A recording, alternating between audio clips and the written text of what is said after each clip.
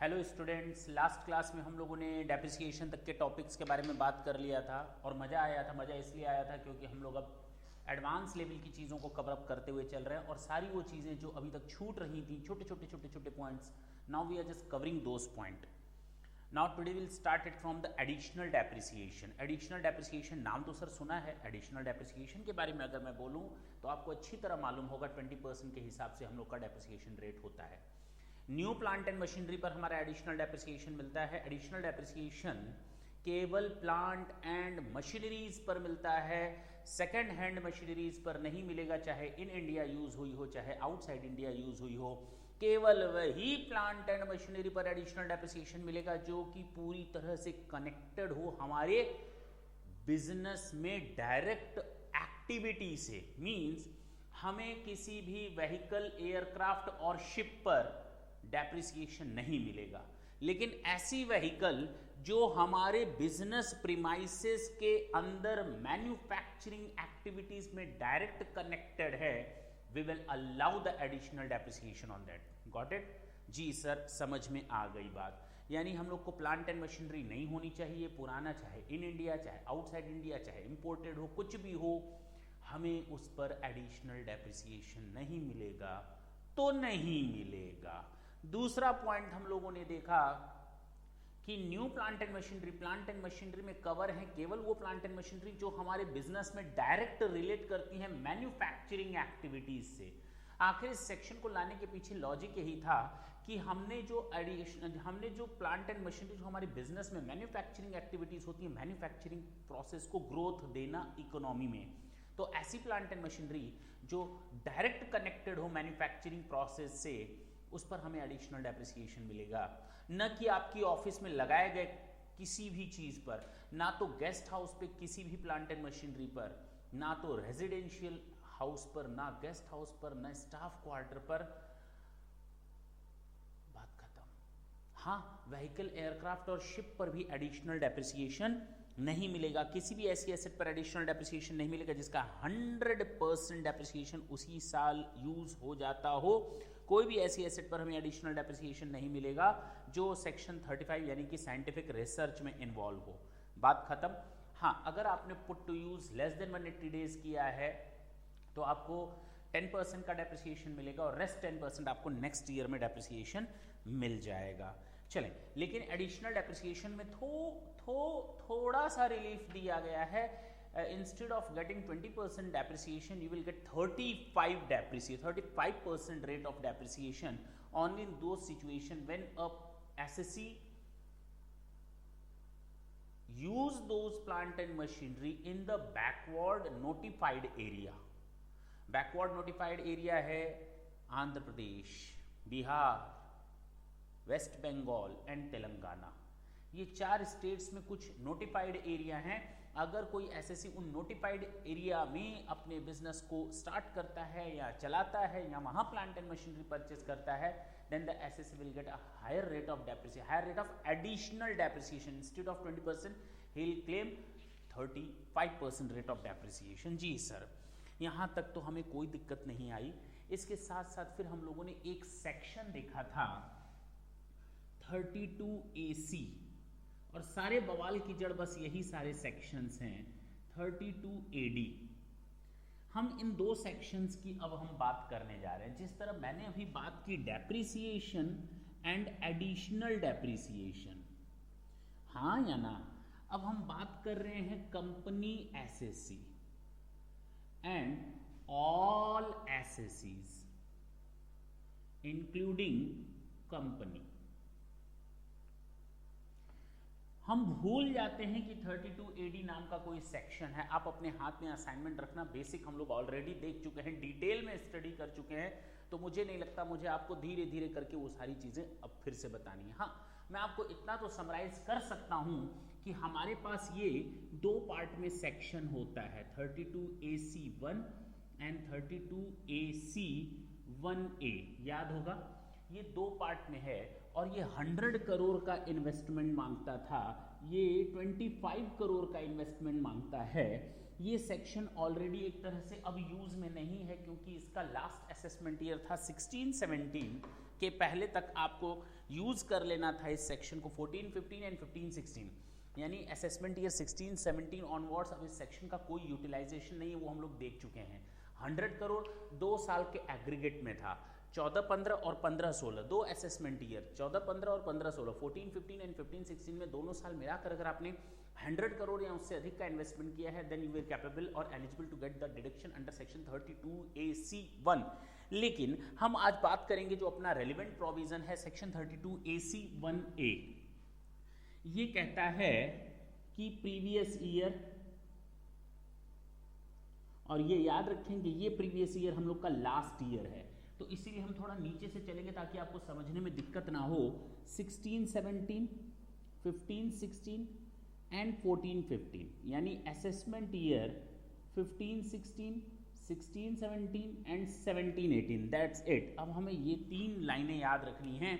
14, 15 यानी कि 15, 16 assessment year से हमको ये सेक्शन मिलना स्टार्ट हुआ है, ये हमारा लास्ट ईयर है, तो हमें याद रखने में आसानी होगी कि नीचे से 3 साल, ये लास्ट ईयर है, नीचे से 3 साल। आपने अगर 25 करोड़ 25 करोड़ 25 करोड़ की प्लांट एंड मशीनरी इंस्टॉल की है इंडिविजुअली, तो जिस साल आपने 25 करोड़ का किया है वहां पर आपको एडिशनल बेनिफिट मिलेगा 15% के हिसाब से। दैट्स इट, बात खत्म। लेकिन यहाँ पर एक अमेंडमेंट आया है इस साल से कि हम लोग के साथ ये कंडीशन थी acquired and installed should be in the same previous year, in the same year, लेकिन अब उस प्रोविजन को थोड़ा सा लूज किया गया। कहा गया ये हार्डशिप है, एसएससी के ऊपर ये हार्डशिप है। एसएससी एसेट एक्वायर करे किसी एक साल में और इंस्टॉल्ड करे किसी दूसरे ईयर में, तो भी ये बेनिफिट उसको डिनाय नहीं किया जा सकता।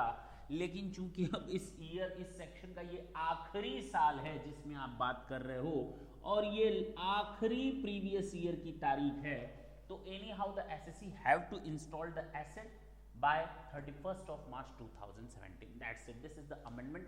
एक्वायर किसी प्रीवियस ईयर में किया हो कोई दिक्कत नहीं है, इंस्टॉल्ड इस साल तक हो जाना चाहिए, तो भी बेनिफिट मिल जाएगा 32AC का। मैं इस टॉपिक को यहीं पर क्लोज करता हूं। नई एसेट्स का मतलब ऑलरेडी बताया जा चुका है। 32AD ऑल एसएससीज को एप्लीकेबल होता है। हाँ, बैकवर्ड नोटिफाइड एरिया में अगर उसने बिजनेस को स्टार्ट किया है, कहाँ पर, मैंने अभी आपको बताया ना, जिस तरह डेप्रिसिएशन, ये मान लो डेप्रिसिएशन है और ये मान लो एडिशनल डेप्रिसिएशन है, बात वही है। बैकवर्ड नोटिफाइड एरिया में बिहार, वेस्ट बंगाल, तेलंगाना और आंध्र प्रदेश, जी सर, तो वहाँ पर इसको ये बेनिफिट मिलेगा, लेकिन 31/3/2020 तक आपको इंस्टॉलेशन कर देना है, नहीं तो आपको ये बेनिफिट नहीं मिलेगा। आपको ये बेनिफिट तभी मिलेगा, बात तो वही है, मैंने कहा ना 15%। यहाँ पर कंपनी एसएससी है, यहाँ पर other than companies including companies शामिल है, यानी कि सारे एसएससी शामिल हैं। मुझे अब इस पर कोई भी कहानी नहीं गानी। 32AD इज ओवर, कुछ नहीं बताना था इसमें। बैकवर्ड नोटिफाइड एरिया में अगर आप लगाते हैं, अगर आप कंपनी है, नॉन कंपनी है, तो भी आपको ये सेक्शन मिलने वाला। तो सर इसका मतलब अगर कोई कंपनी एसएससी है, या तो उधर जाए या तो इधर जाए, दिमाग से निकाल देना, दिमाग से निकाल देना। 32 का भी बेनिफिट एक कंपनी ले सकती है डेप्रिसिएशन का, एडिशनल डेप्रिसिएशन का भी कंपनी बेनिफिट ले सकती है, साथ साथ 32AC का भी बेनिफिट ले सकती है। अरे वाह रे वाह, कंपनी को तो फायदे ही फायदे, ये भी बेनिफिट ले सकती है कंपनी, लेने दो चारों बेनिफिट, आपको क्या दिक्कत हो रही है, लेगी कंपनी चारों बेनिफिट। बात समझ में आई? जी सर, और चारों सेक्शन इंडिपेंडेंट हैं, नॉट इंटर डिपेंडेंट। चले अब हम आते हैं रेट ऑफ डेप्रिसिएशन। सर आपने हम लोग को पहले ही पढ़ा दिया है rate of depreciation. Wind mill के लिए टैक्स डेप्रिसिएशन रेट 80% याद रखना विंड मिल के लिए। जाहिर सी बात है, अब हम थोड़े एडवांस लेवल पर चल रहे हैं, फाइनल लेवल पर चल रहे हैं, तो कुछ एक्स्ट्रा रिस्पॉन्सिबिलिटीज हमारे साथ कैरी हैं। विंड मिल के लिए रेट ऑफ डेप्रिसिएशन आपको याद रखना है 80% का, और एयरक्राफ्ट के लिए एयरलिफ्ट नहीं, अक्षय कुमार को भूल जाओ, भूल जा मतलब पिक्चर देख लेना, भूलना मत। एयरक्राफ्ट के केस में आपको 40% का रेट ऑफ डेप्रिसिएशन है, विंडमिल के केस में आपको 80% का डेप्रिसिएशन रेट है। बुक्स जो लाइब्रेरीज में यूज होती हैं उनका 100% डेप्रिसिएशन यहाँ पर सेट कर लेना। मोटर व्हीकल और बसेस के लिए 30% का है। बस ये वो चीज़ें हैं जो मैंने आपको बेसिक लेवल पे नहीं बताया था, जो हम लोगों ने पहले स्टडी किया, वहाँ पर मैंने ये रेट ऑफ डेप्रिसिएशन आपको डिस्कस नहीं किया था। अब आप इस रेट ऑफ डेप्रिसिएशन को याद कर लें। हमने आपको पूरी तरह बताया था 5 कैटेगरीज होती हैं एसेट की। पहली कैटेगरी होती है बिल्डिंग। अगर बिल्डिंग रेजिडेंशियल पर्पस से है तो 5%, 5%, अगर बिजनेस पर्पस से है तो 10%, अगर टेम्पोरेरी इंफ्रास्ट्रक्चर है, स्ट्रक्चर है तो 100% का डेप्रिसिएशन मिलेगा। यस सर, याद आ गया।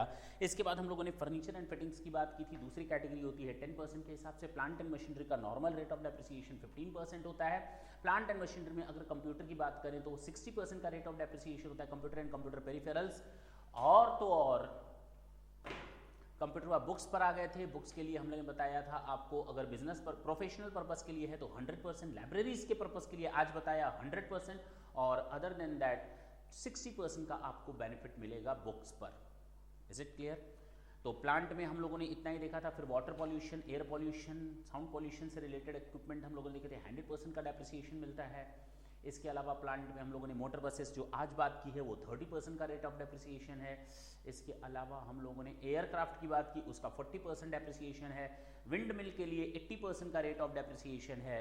और तो और शिप्स के लिए आपका याद होगा 20% का रेट ऑफ डेप्रिसिएशन है। इंटेंजिबल एसेट का 25% का डेप्रिसिएशन रेट है। बात खत्म, इतना ही हमने बताया, इसके अलावा कुछ भी नहीं बताया। तो रेट ऑफ डेप्रिसिएशन का हाल चाल खत्म। हमने सारे एक्सप्लेनेशन देख लिए थे। सेक्शन 43 1 के 1 2 3 4 5 6 7 7A 7B 7A 8 9 10 11 12, ये सारी चीज़ें हम लोगों ने देख ली थी। इसमें अब हमें देखने लायक अभी तक डेप्रिसिएशन में कुछ भी नहीं मिला।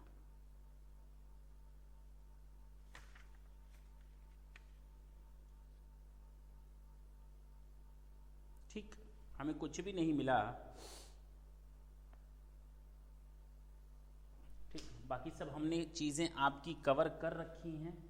कोई नया टॉपिक नहीं मिला इसमें हमको। पावर जनरेटिंग यूनिट्स हम लोगों ने तैयार कर ही लिया है।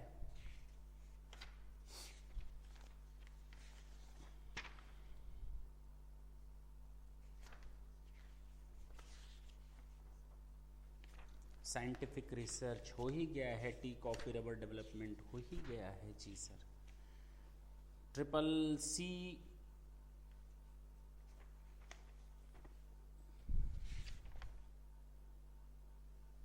बाकी मैंने आपको tea coffee and rubber development का एग्रीकल्चर इनकम चैप्टर में भी स्टडी करवा दिया है।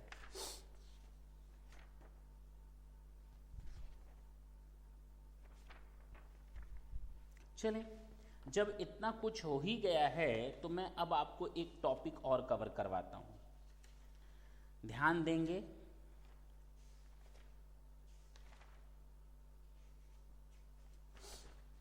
सेक्शन 37 में मैंने आपको एक टॉपिक नहीं बताया था। सर कौन सा टॉपिक आपने हमें नहीं बताया था? वो था CSR, corporate social responsibilities, CSR का एक्सपेंडिचर। एक कंपनी के ऊपर गवर्नमेंट ने एक ऑब्लिगेशन समझ लो डाल दिया है। एक कंपनी के ऊपर आप लोगों ने अब ऑडिट में या कंपनी लॉ में इस टॉपिक के बारे में अच्छी तरह से डिस्कस किया होगा और जाना होगा। CSR, corporate social responsibility. If any company is going to bear any amount of expenditures towards CSR, corporate social responsibility, the company cannot claim the same expenditure as a deduction under any section. I'm not talking about solely for section 37. No any deduction can avail by the company under any section if the company has incurred expenditure on CSR, corporate social responsibility पर अगर कोई company खर्च करती है, company को उसका कोई benefit नहीं मिलने वाला। क्यों सर? वो भी तो आप बता दीजिए। आखिर ऐसा आप क्यों बोल रहे हैं कंपनी को बेनिफिट नहीं मिलेगा? खर्च तो कर रही है। अरे कंपनी के ऊपर इसलिए रिस्पॉन्सिबिलिटी डाली गई है कि आप सोसाइटी की चीज़ों का यूज़ करते हो और उनको खराब करते हो, स्पॉइल करते हो।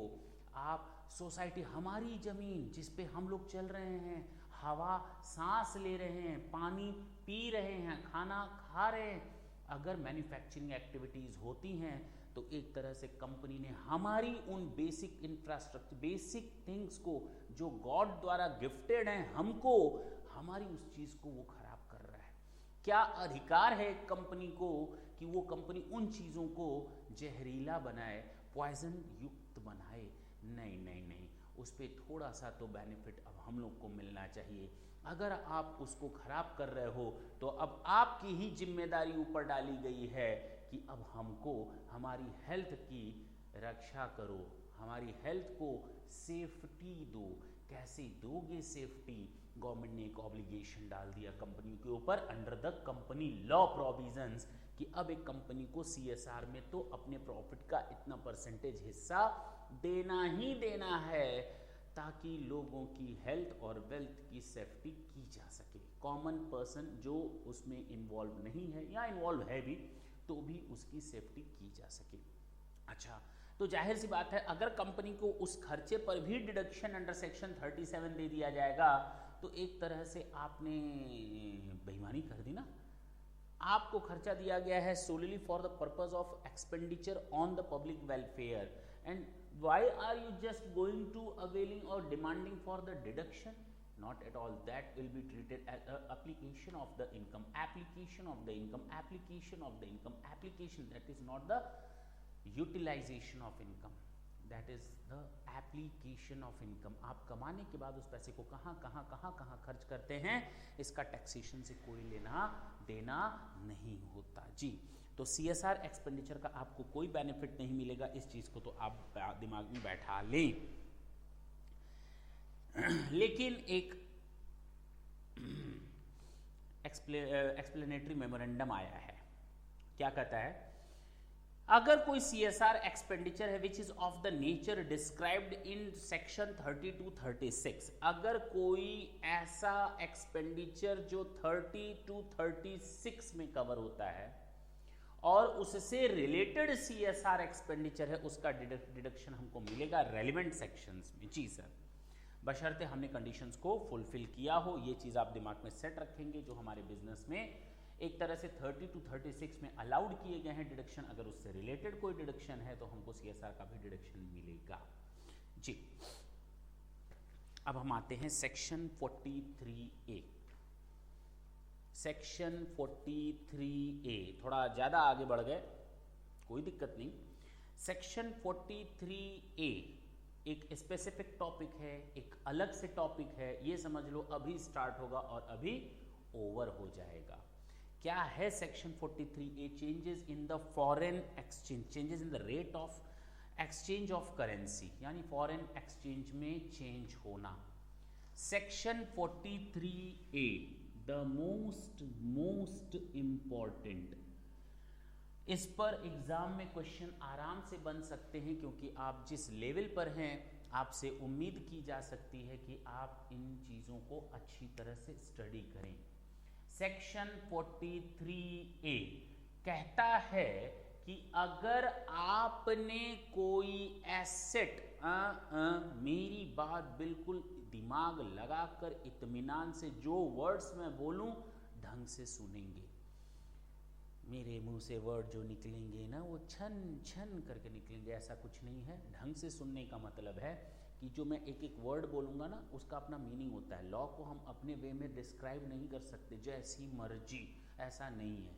आपको लॉ की तरह ही इंटरप्रेट करना पड़ेगा, ढंग से सुनेंगे। और यही 2-3 लाइनें आपके सारे कंसेप्ट को क्लियर कर देगी। अगर कोई एसएससी ने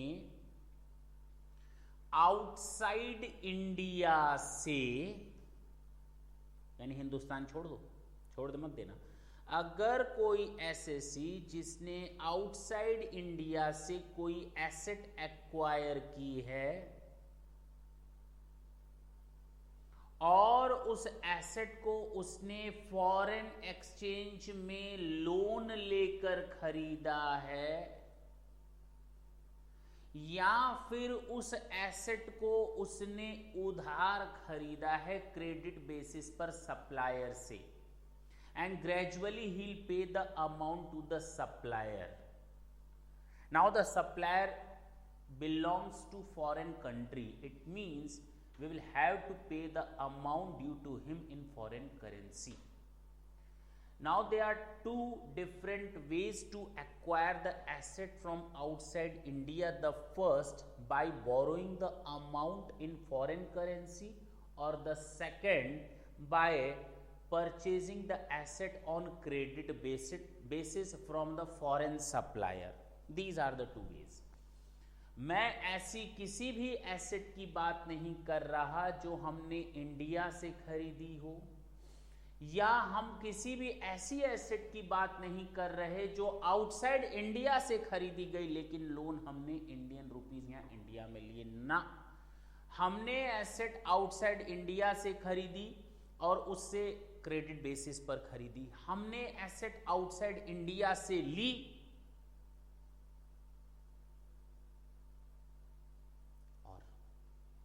फॉरेन करेंसी में ही लोन भी लिया, तो दो चीजें सामने होंगी. हम किसी भी एसेट की बात कर रहे हैं, हम किसी भी एसेट की बात कर रहे हैं, any asset, any asset, any asset. तो अब जब बैलेंस शीट में आप यहां एसेट लिखेंगे, फिलहाल मैं केवल ये समझाने के लिए बैलेंस शीट बता रहा हूं, otherwise it has no any combination with accounting at all फिलहाल. और यहां पर मैंने लोन ले लिया फॉरेक्स में, फॉरेन एक्सचेंज में. हमने $1,00,000 की एसेट खरीदी 50 रुपए में. हमें वो पूरा का पूरा लोन मिला था 50 रुपीज में. कम भी हो सकता है, हमने हो सकता है $80,000 लिया हो. Instead of $1,00,000 we took a loan of $80,000 might be, but समझाने के पर्पज से हमने इस पर डेप्रिसिएशन चार्ज कर लिया सपोज 20%, मान लेते हैं ना 10 लाख रुपए. कितना हो गया? ये सेकेंड ईयर का हिसाब किताब है. हमने ये पेमेंट करना है $1,00,000 50 रुपए के हिसाब से, लेकिन जब हम नेक्स्ट ईयर हम इसका $20,000 पेमेंट करने लगे तो हमें पता क्या चला कि डॉलर का रेट 8 रुपए से बढ़ गया है. तो instead of making the payment of $20,000 as at the rate of 50, we were needed to make it at ₹58. जी सर. तो हमारा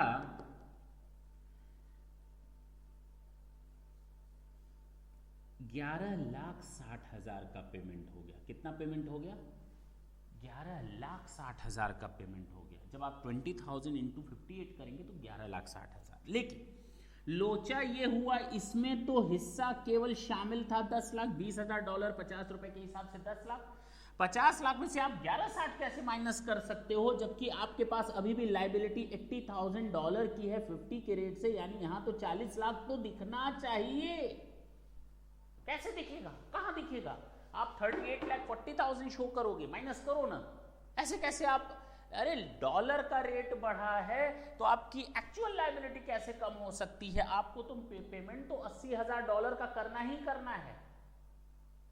तो यहां जो 1,60,000 एक्स्ट्रा गया है, पहले उससे आप अपना लोन का अमाउंट बढ़ाएं, फिर उतने से माइनस कर दें, you will get 40 lakh. Again foreign exchange में चेंज हुआ है तो 1,60,000 से आपको अपनी एसेट का कॉस्ट भी बढ़ाना पड़ेगा और फिर डेप्रिसिएशन लेना पड़ेगा 20% रेट से. That's it. चाहे फॉरेन एक्सचेंज का पेमेंट करते समय eight the time of making the payment, eight the time of making the payment, word याद रखें. कोई भी एसेट हो आउटसाइड इंडिया से खरीदी गई हो, पहला हो सकता है उसमें तरीका कि हमने उधार खरीदी हो, दूसरा हो सकता है फॉरेन एक्सचेंज में ही लोन लेकर फॉरेन से खरीदी गई हो. 2 तरीके. और जब हम पेमेंट करेंगे फॉरेक्स में और फॉरेक्स में पेमेंट करते समय उसकी वैल्यू में चेंजेस आए हैं तो ये हिसाब किताब लगेगा, अदरवाइज नहीं। That's it. और मैं किसी भी एसेट की बात कर रहा हूं, अगर आप ध्यान दें तो मैंने कहा कोई भी ऐसी एसेट जो सेक्शन 43 के हिसाब से हो, कोई भी ऐसी एसेट जो साइंटिफिक रिसर्च के लिए हो, जो पेटेंट और कॉपीराइट के लिए हो, कोई भी ऐसी एसेट जो family planning capital nature expenditure company के द्वारा की गई हो, कोई भी ऐसी एसेट जो डेप्रिशिएबल नॉन डेप्रिशिएबल हो सेक्शन 48 के हिसाब से, बात खत्म। हमने सारी एसेट्स को बात कर लिया, तो आप अंडरलाइन जरूर कर लेंगे एक्वायर्ड एनी एसेट, आप अंडरलाइन जरूर कर लेंगे एक्वायर्ड एनी एसेट, जी हाँ। और एक वर्ड और यूज कर लेंगे at the time of making the payment, जी हाँ। इन दो वर्ड्स को आप अंडरलाइन जरूर कर लेंगे, आपकी सारी समस्याओं का हल केवल इन्हीं दो लाइनों में है।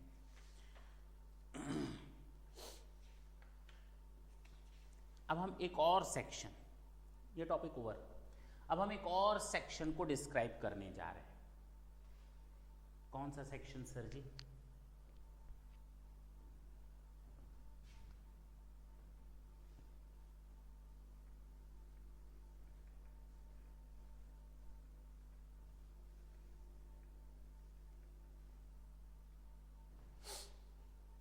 (43C) मैं फिर से बोलता हूं, the most and most important section.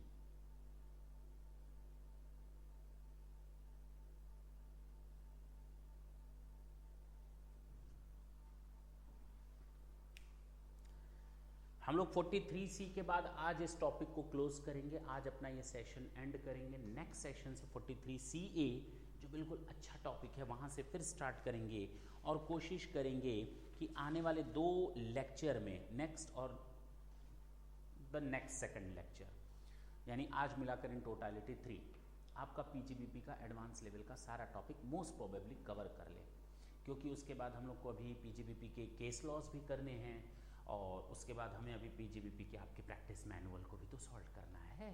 Ji sir, तो जब इतना कुछ करना है तो थोड़ा सा आपको पेशेंस रखना पड़ेगा, थोड़ा सा फास्ट होना पड़ेगा। 43C, उम्मीद करता हूं आपने बेसिक्स में कभी ना कभी कैपिटल गेन पढ़ा होगा, तभी आज आप यहां फाइनल स्टेज पर हैं। अगर कैपिटल गेन नहीं पढ़ा तो एक बार चले जाएं, इस लेक्चर को पॉज कर लें, रिमाइंड जरूर कर लेंगे कि इस टॉपिक को छोड़ रखा है, क्योंकि मैंने वर्ड यूज़ किया है द मोस्ट इम्पॉर्टेंट। तो अगर आपको कहीं भूल गया है कैपिटल गेन, तो आप इस लेक्चर को पॉज करेंगे, कैपिटल गेन टॉपिक पे जाएंगे और जहां मैंने आपको सेक्शन 47 डिस्क्राइब किया है, क्या डिस्क्राइब किया है? Section 47 transactions which are not to be considered as transfers, उसको आप देख लेंगे और उसमें शुरू के 10 मिनट के टॉपिक को जरूर देखेंगे। सेक्शन 47 के 10 से 15 या 20 minute, hardly it will take 15 to 20 minutes, आपके वो पांचों टॉपिक कवर हो जाएंगे। मैं फिर से बोलता हूँ, वो 5 टॉपिक सेक्शन 47 में, जब हम कैपिटल गेन चैप्टर की बात करते हैं, ये सेक्शन क्यों बना वो वहीं से समझ में आएगा। अगर आपने कभी उसको देखा है या अभी देख करके वापस आ रहे हैं तो ढंग से सुनेंगे। सेक्शन 47 कहता है transactions which are not to be considered as transfer. पहला बोलता है पार्टीशन ऑफ एचयूएफ, जी। दूसरा बताता है गिफ्ट विल और इर्रिवोकेबल ट्रस्ट, गिफ्ट विल और इर्रिवोकेबल ट्रस्ट, ठीक। और बताता है थर्ड एमलगमेटिंग टू एमलगमेटेड कंपनी। याद आया? जी सर।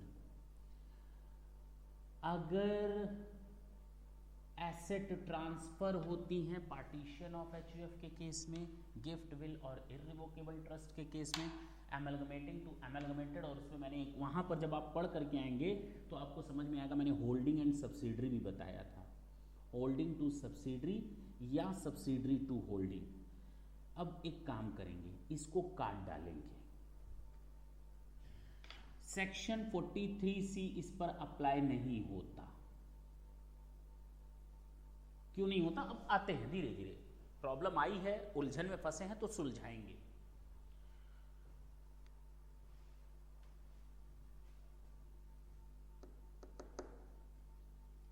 हमें अच्छी तरह मालूम है कि कैपिटल एसेट को अगर हम ट्रांसफर कर दें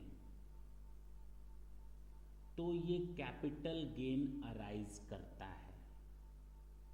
कैपिटल एसेट सेक्शन 2 सबसेक्शन 14 और ट्रांसफर सेक्शन 2 सबसेक्शन 47 में डिफाइंड है। क्लियर? अगर हम कैपिटल एसेट को ट्रांसफर करते हैं, मैं क्या बोल रहा हूं, मैं फिर से बोलता हूं, जो मैंने बोला मैं फिर से बोलता हूं। अगर हम कैपिटल एसेट को ट्रांसफर करते हैं तो कैपिटल गेन अराइज होता है। लेकिन अगर मैं बोलूं एक एचयूएफ है, उसका पार्टीशन हुआ और मिस्टर ए के पास एक जमीन आ गई। क्या आ गई? जमीन। तो हमें अच्छी तरह मालूम है इसने खरीदी थी जमीन 2001 में 10 लाख की, और जब इसके पास 2016 में ये जमीन आई तो उस समय फेयर मार्केट वैल्यू 30 लाख की थी, और इसने इस जमीन को सेल कर दिया, मान लेते हैं तुरंत 40 लाख में। तो अगर कैपिटल गेन की हम बात करें तो एचयूएफ के हाथ में कोई कैपिटल गेन अराइज नहीं होगा, क्योंकि सेक्शन 47 कहता है these are the transactions which are covered by section 47, and if there are such type of transactions occurs, no transaction will be treated as transfer. No transaction will be treated as transfer. Transactions which are not to be considered as transfer. तो HUF के हाथ में तो 2001 में जब ऐसा partition हुआ था उसको ट्रांसफर नहीं माना गया था, लेकिन मिस्टर ए के हाथ में वो कैपिटल एसेट आ गई। मिस्टर ए के हाथ में क्या आया? क्या आया? Capital asset. और उसने इस कैपिटल एसेट को 40 लाख में बेच दिया। तो प्रॉब्लम आती है सर इसके लिए कॉस्ट ऑफ एक्विजिशन क्या होगी? याद आ गया सर, हम लोग ने इस 10 लाख को ले लेते थे cost to the previous owner और उसको इंडेक्सेशन कर लेते थे। हाँ हाँ हाँ हाँ हाँ, बस बस बस दिमाग खुल गया, वो कैपिटल गेन का टॉपिक था। लेकिन थोड़ी देर अब मैं स्टॉप करता हूं, अब मैं आपको बोलता हूं मिस्टर ए ने वो 10 लाख की जब एसेट अपने पास ली थी पार्टीशन पे, उसको उसने as a stock in trade held किया। कैसे रखा? कैसे रखा? क्या किया? अच्छा, वहां से एसेट इसके पास कैपिटल एसेट की तरह नहीं आई, स्टॉक इन ट्रेड की तरह आई। अगर वहां से कुछ भी इसके पास आएगा तो वो ट्रांसफर नहीं माना जाएगा। इसके लिए सेल तो लैंड है लेकिन कैपिटल गेन माफ है। लेकिन इसके हाथ में वो एसेट आकर के स्टॉक इन ट्रेड में कन्वर्ट हो गई। किस में कन्वर्ट हो गई? और अगर इसके हाथ में ये एसेट स्टॉक इन ट्रेड में रखी हुई है और अगर इसको ये सेल करता है, काहे का कॉस्ट ऑफ एक्विजिशन? भाई कॉस्ट ऑफ एक्विजिशन का कंसेप्ट किस में था? कैपिटल गेन में। अब ये इस स्टॉक इन ट्रेड को 40 लाख में बेच रहा है तो कॉस्ट कितनी है? क्या करें? मार्केट वैल्यू ले लें, 30 लाख इसकी वैल्यू ले लें, ठेंगा। उसी को रखा गया है सेक्शन 43C में। अब समझ में आया क्यों रखा गया 43C लाने के पीछे लॉजिक क्या था जी। अब कहा गया कि कुछ ऐसे केसेस हैं। कुछ कौन से cases? Case number 1, case number 2, case number 3, case number 4 और case number 5। Not this one. ये 5 केसेस हैं, 1 2 3 4 5। इन पांचों केसेस को रखा गया सेक्शन 43C में। इन पांचों केसेस को शामिल किया गया सेक्शन 43C में और कहा गया these are the certain cases where the stock in trade sold by these particular assessees. Who one? Member of HUF is going to sell the stock in trade. The donee who received the gift from the donor is going to transfer the stock in trade. The person in whose favor the will has been executed is going to transfer the asset as a stock in trade. ठीक है ना? Irrevocable trust and in the same way amalgamating to amalgamated. तो sir इसको क्यों शामिल नहीं किया गया, अब मैं आपको उसका भी रीजन बताऊं। जब हम लोगों ने सेक्शन 47 पढ़ा था तो मैंने आप लोगों को बताया था अगर होल्डिंग कंपनी सब्सिडरी कंपनी को, सब्सिडरी कंपनी होल्डिंग कंपनी को कोई कैपिटल एसेट ट्रांसफर करती है तो होल्डिंग कंपनी का ही WDV सब्सिडरी कंपनी के लिए एक्चुअल कॉस्ट बन जाता है, कोई ट्रांसफर नहीं होगा। लेकिन मैंने उसके साथ साथ 47A का भी अमेंडमेंट बताया था, अगर कोई होल्डिंग कंपनी सब्सिडरी कंपनी को, सब्सिडरी कंपनी होल्डिंग कंपनी को 29 फरवरी 1988 के बाद किसी कैपिटल एसेट को as a stock in trade transfer करे, अगर कोई होल्डिंग कंपनी अपनी सब्सिडरी कंपनी को, सब्सिडरी कंपनी अपनी किसी होल्डिंग कंपनी को अपनी कोई capital asset as a stock in trade transfer करे तो सेक्शन 47 तो लगेगा ही नहीं, यानी उनको माफी तो मिलेगी ही नहीं, टैक्स तो उसी समय लग गया, तो फिर दोबारा काहे का टैक्स लगना। टैक्स लग गया, उधर ट्रांसफर हो गया, कैपिटल गेन जिसके हाथ में लगना था लग जाएगा, बात खत्म हो गई। जिसने जितने में खरीदा उसको उतनी वैल्यू पर सामान मिलेगा। तो जब स्टॉक इन ट्रेड की तरह अगर holding to subsidiary, subsidiary to holding कोई कैपिटल एसेट जाती है तो वहां पर तो कैपिटल गेन तुरंत लग जाता है, माफी नहीं मिलती। प्रॉब्लम तो तब आती है जब हमें सेक्शन 47 में माफी मिलती है और इसके कॉरेस्पॉन्डिंग हमारे पास कोई सेक्शन बना ही नहीं था, बना डाला, इसको लगा डाला तो लाइफ यस झिंगा लाला, आदिवासी बन जाएंगे, ट्राइबल एरिया में घूमेंगे। देखें इधर, कहने का मतलब ये कि अब इन सब पांचों कंडीशंस के लिए हमने ये सेक्शन बना दिया 43C। अब क्या सेल किया, क्या सेल किया था यहाँ पर? सर हमने जमीन नहीं बेची थी बल्कि स्टॉक इन ट्रेड सेल किया। जब सेल ऑफ स्टॉक था तो सेल वैल्यू ऑफ स्टॉक लिख दो, माइनस करोगे कॉस्ट ऑफ एक्विजिशन कितनी तो कहा गया। अब इसके लिए कॉस्ट ऑफ एक्विजिशन का मतलब बताया गया। क्या बताया गया? कॉस्ट ऑफ एक्विजिशन का मतलब बताया गया। HUF के पास पार्टीशन से एसेट आई, वही cost to the previous owner, cost to HUF plus cost of improvement HUF के द्वारा plus cost of improvement holder के द्वारा प्लस पार्टीशन एग्जीक्यूट करने पर जितने खर्च होते हैं वो, expenses on transfer, expenses on receiving gift, receiving will और रिसीविंग HUF's एसेट। अब आते हैं एमलगमेशन के केस में, आपके सामने बना हुआ है chart. Cost of acquisition amalgamated company के लिए, अगर उसने अपनी स्टॉक इन ट्रेड को ट्रांसफर किया है, ऐसे स्टॉक इन ट्रेड को जो उसने लिया था कहां से? एमलगमेटिंग कंपनी से। किस तरह से? स्टॉक इन ट्रेड की तरह से। अभी वो भी बताऊंगा, 3 केसेस आएंगे फिलहाल। तो cost to amalgamating company, sir वही cost to the previous owner plus cost of improvement, चाहे वो करे चाहे हम करें, प्लस एक्सपेंसेस ऑन ट्रांसफर। दूसरा गिफ्ट और will, cost to donor plus cost of improvement उसके द्वारा और हमारे द्वारा plus expenditure on receiving gift.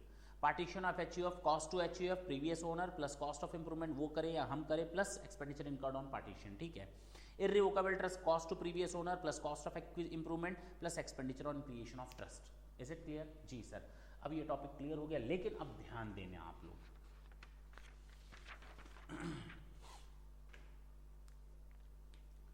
अगर कोई कैपिटल एसेट मेरे पास as a capital asset I,